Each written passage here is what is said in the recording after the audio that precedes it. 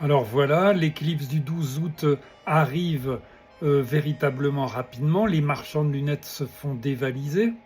Nous savons qu'il s'agit d'un spectacle prodigieux que l'être humain observe depuis la nuit des temps, et je pense beaucoup moins effrayé, beaucoup moins agité qu'on veut bien nous le faire croire. Je pense que c'était un peu comme toute la nature.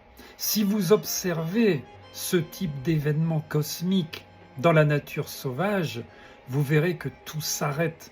Il y a une forme d'intensité, de silence, de calme qui tombe sur le monde entier pendant que le soleil disparaît, pendant que le disque noir de la lune passe devant le soleil, et qu'ensuite, une fois que c'est terminé, vous avez l'impression d'une renaissance. Vous voyez le soleil comme lavé, beaucoup plus clair. Et je pense que pendant ces moments, nos ancêtres, devaient quelque part se recueillir, comme la nature entière retient son souffle.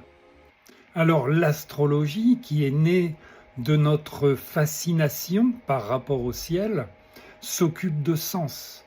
Quel est le sens d'une éclipse? C'est avant tout un obscurcissement, une occultation de la lumière que la science place au cœur des lois physiques de notre univers et qui, en ce qui nous concerne, symbolise l'émergence du cosmos, c'est-à-dire du monde ordonné, à partir du chaos primordial.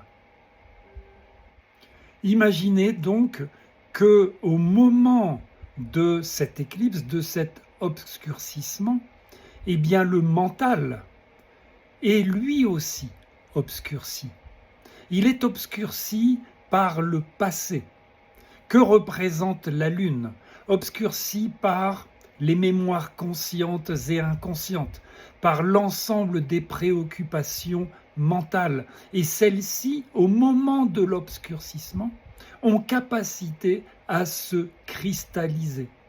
Et cette cristallisation, possiblement, peut semer des graines d'événements qui ensuite se cristallisent dans nos esprits et qui en définitive ont capacité à un moment donné, se matérialiser dans nos vies, dans nos destinées. Ainsi, des graines d'événements à venir peuvent être semées, dit que d'anciennes éclipses mentales trouvent moyen de se matérialiser dans nos existences. Ce sont des moments cruciaux où le sens semble suspendu.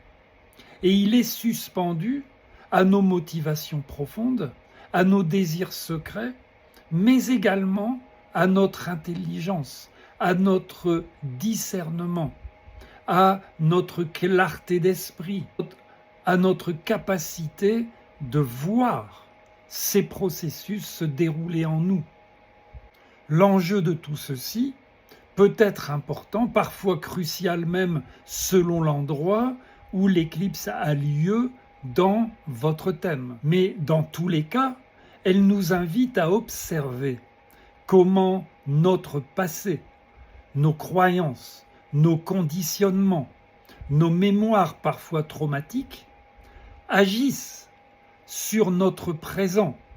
Comment Raoult, le dévoreur du soleil, le nœud lunaire nord, agit sur notre conscience par le biais de l'avidité, de l'attachement ou encore de l'insatisfaction qui est la grande maladie de notre époque.